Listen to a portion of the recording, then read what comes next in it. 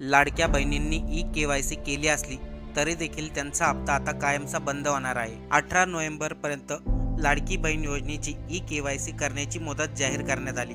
पण आता ज्या महिलांनी ई-के.वाय.सी केली त्यामधील बऱ्याचशा महिलांचे हप्ते कायमचे बंद होणार आहे. त्याच्या पाठीमागचं कारण देखील राज्य सरकारने सांगितलंय. कारण की ई-के.वाय.सी केल्यानंतरच बऱ्याचशा महिलांची खरी माहिती राज्य सरकारला मिळाली. त्यामुळे त्या महिलांचा हप्ता आता कायमचा बंद होणार आहे. नेमका अशी कोणती माहिती आहे ज्यामुळं ई-के.वाय.सी केली तरी देखील हप्ता बंद होणार आहे, आपण 2 मिनिटात जाणून घेऊ. घरामध्ये एक विवाहित महिला आणि एक अविवाहित महिला, याच महिला फक्त लाडक्या बहीण योजनेचा लाभ घेऊ शकतात.